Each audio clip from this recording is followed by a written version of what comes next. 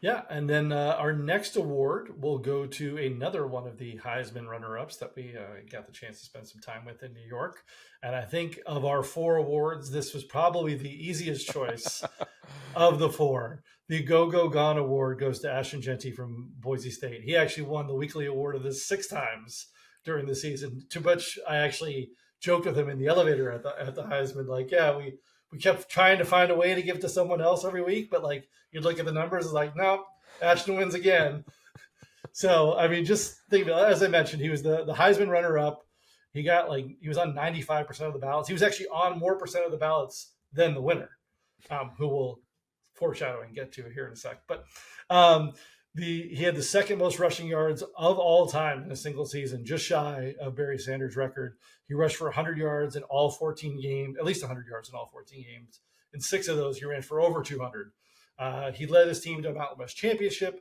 He took him to the first team of the CFP, but the Go Go Gone is all about the explosive play. So all the things I just listed were all great, but that's not why he won.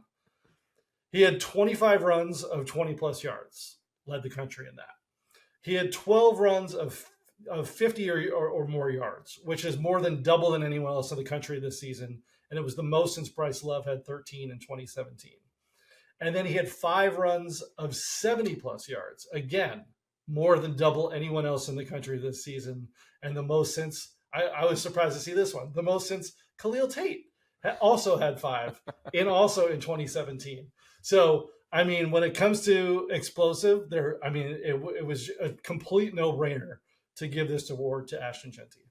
Yeah, it really was. Congratulations to him and also what he did at Boise State.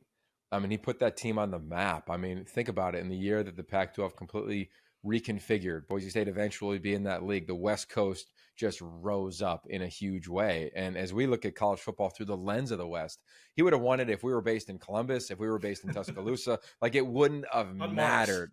Exactly. And I just want to follow up on what you said, Jim, because watching you two talk in the elevator in New York City at the Marriott Marquis was awesome because he just lit up. And in a world where we name this the Go Go Gone Award, again presented by our incredible founding partner, 76, this guy could have gone to a number of schools. The way I talked to many coaches who, yeah, they told me the obvious, which is, hey, after we played him, we went up to him and said, hey, man, you good? You good? This is like 2 years ago, right? Like everybody knew the talent that he had. And I think when you rewind him to the preseason, I'll still remember being in Las Vegas for Mountain West Media Days, along with Pac 12 and Big 12, etc. And here's this guy who had to have his own media day at his own hotel because he wasn't 21 years old yet. And the hotel of the Mountain West Conference chose to do their media day. You had to be 21 years or older to get in. How about that? He had his own media day.